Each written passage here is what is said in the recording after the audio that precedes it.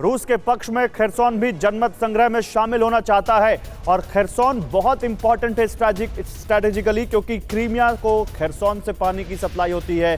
Kherson बहुत अहम है, पूरा फोकस यहां पर रूस ने किया हुआ है। खेरसोन के मेयर ने रूस का हिस्सा बनने की इच्छा भी जता दी है। यानी मतलब साफ है कि न केवल डीपीआर और एलपीआर जिसको मिला के डोनबास बनता है, बल्कि कुछ और इलाके यूक्रेन के हाथ से जा सकते हैं। और एक बार फिर से पुतिन ये बताने की कोशिश करेंगे कि ये इलाका जिस पर वो उनकी सेना स्पेशल ऑपरेशन जिसका वो नाम देने चला रही है, दरअसल यहाँ के लोग रूस के साथ मिलना चाहते हैं और यूक्रेन के साथ नहीं खड़े रहना चाहते।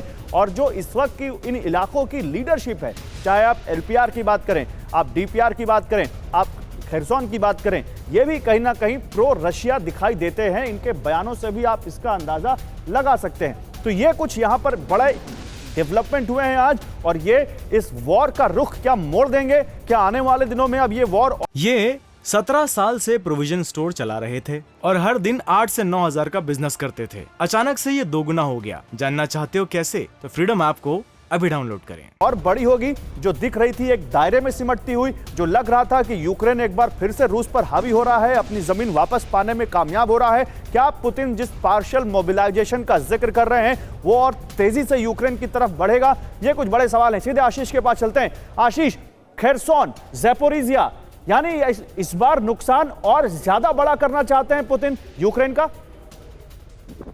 एक सेमी परमानेंट लेवल का डैमेज करना चाहेंगे, जिसको रिवर्स करना बहुत ही मुश्किल होगा। एक बार रेफरेंडम हो गया, एक बार कंट्रोल में आ गया, और इसीलिए वो मोबिलाइज कर रहे हैं फोर्सेस को। ये हो जाने के बाद में बहुत मुश्किल होता है किसी भी एरिया से आप जो होस्ट कंट्री है या फिर जो कंट्रोल कंट्री है उसे आप निकाल पाए। और इसीलिए ये इरिवर्सिबल सा ये प्रोसेस करने जा रहे हैं व्लादिमीर पुतिन, जिसे वो पॉलिटिकल और डिप्लोमेटिक जो एक रूप है वो भी दे रहे हैं। इसीलिए रेफरेंडम की जरूरत पड़ रही है। ये बात हम सब जानते हैं कि वो मोबिलाइजेशन इसीलिए हो रहा है क्योंकि बंदूक की नोक पर इस तरह का रेफरेंडम किया जाए। लोगों में जब अगर आप पैरामिलिट्री और मिलिट्री देखेंगे तो जाहिर सी बात है उन्हें पता है कहां वोट करना है, अगर जिंदा रहना है तो, अगर रहना है तो। इसीलिए इस तरह का पार्शियल मोबिलाइजेशन और ये प्रोसेस जो हो रहा है ये बहुत ही मुश्किल होगा वापस रिवर्स करना। एक क्विक पॉइंट जरूर गौरव कहना चाहूंगा, अगले एक हफ्ते से 10 दिन आप ये मान के चलिए कि ये वॉर जोन रहेगा।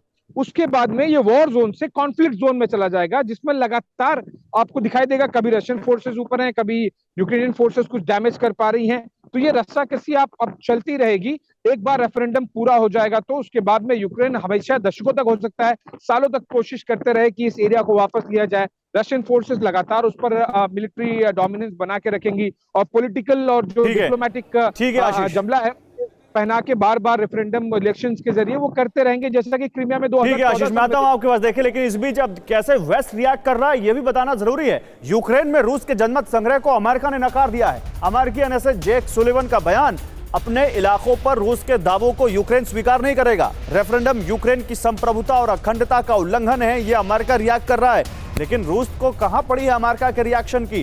रूस ने जो ठाना है, रूस उस पर आगे बढ़ रहा है, और इसलिए अब ये देखना होगा कि इस पर अब दुनिया के बाकी देश जिसकी हम बात कर रहे हैं, अमेरिका और यूरोप, अब कैसे रिएक्ट करेंगे? क्या वो यूक्रेन को और मदद देंगे? क्या यूक्रेन की सेना को और ज्यादा हथियार दिए जाएंगे? कैसे पुतिन के इस नए दांव से निपटेंगे नेटो कंट्री? ये बहुत बड़ा सवाल है। यूक्रेन में जनमत संग्रह, क्या अमेरिका इसका रोड़ा बनेगा? यूक्रेन में रूस के जनमत संग्रह पर अमेरिका को ऐतराज है। यूक्रेन में रूसी रेफरेंडम को मान्यता नहीं देगा अमेरिका। जनमत संग्रह यूक्रेन की संप्रभुता और अखंडता का उल्लंघन है, यह कहा है अमेरिका ने।